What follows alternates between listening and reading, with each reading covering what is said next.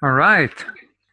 Welcome back, Norman Wolfe and Vitaly Gimin here. As usual, I really enjoyed last interview with Norman, and we're going to do a series of that. So, in this particular interview, Norman, I want to explore a little bit further the living organization from an energetic point of view, right? Okay. First of all, it's fun to be back. Thank you for telling. Oh, that's my pleasure because this is the whole point of this mini sessions is to really explore some really deep topics for an organizational transformation. So let's go straight into the living organization. You mentioned that the organization is kind of like a living being, not kind of like it is a living being, and therefore it's really governed by energy. So explain a little bit more what you mean by why energy is important in a living organization.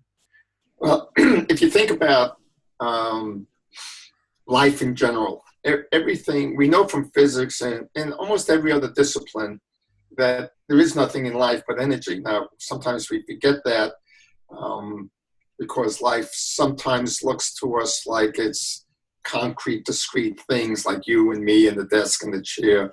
But in reality, everything is energy. Even the most dense things like a desk, it's really nothing but vibrational energy of molecules and electrons and things like that.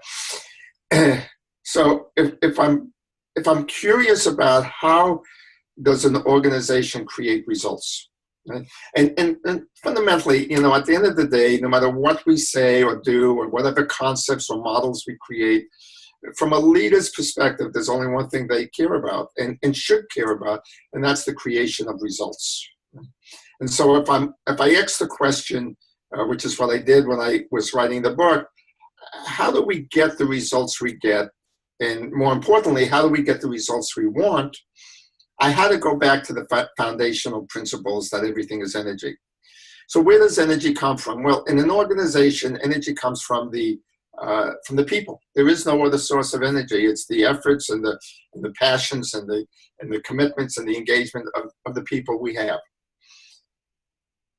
Energy has to flow through the organization in some means or manner.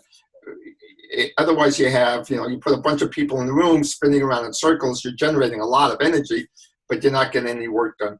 So if you think about business processes like a energy waveguide, that's really what they're doing. The purpose of all of our business processes is really to guide the flow of energy.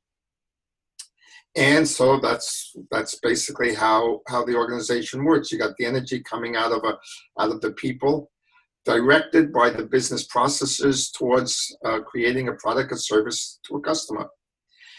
What I discovered, though, as I began to explore that deeper, it's like taking a prism to a light wave. I began to realize that there are actually three distinct fields of energy. There might be more, but I stopped at three because otherwise it gets really complicated. And the three distinct fields of energy that I identify in the book is what I call activity, relationships, and context.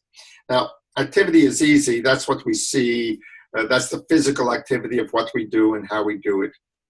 If you think about relationship energy, that's simply the interaction of two fields of energy. So you and me interacting together creates a certain combination of energy that could either be destructive, i.e. lessening the energy or attenuating it, or it could be complementary, in which case we're accelerating or increasing the flow of energy. And that's really when we talk about synergistic relationships, that's really what we're talking about is 2 + 2 = 5. The combination of your energy with my energy actually creates more energy into the process. The third energy is what I call context energy. And that's really the energy of kind of the underlying meaning, that the why. If you look at Simon Sinek's Start With Why, he's touching on this notion I call context energy. And that's quite a discussion onto itself, if you will. The other part that I discovered is there's actually a relationship between all the fields of energy, and that relationship, they interact with each other in certain ways. And I came up with this formula. A number of people are now calling it Wolfe's Law, which really simply says that the impact we make is a function of the activity we do times the relationship to the squared, so the second power. And that's to indicate that relationship energy has a huge impact, a multiplying effect on the activity we do. It either enhances the activity we do or it diminishes the activity we do. Combined to the power of context, which is an exponential impact. And so you begin to see in this formula, this Wolfe's Law, that there's certainly you need activity. If you don't do things, nothing happens. But it only has a linear relationship to the impact we make. 1 pound of activity gives you 1 pound of impact. But when you start adding the dimensions of relationship and context, you get a huge leverage factor. And context has the biggest leverage of all. Wow, that's amazing. Okay, so this is the 3 channels being first being activity, relationship, which is to the power, it's like of square, and then context is literally exponential. Where those are the 3 energies.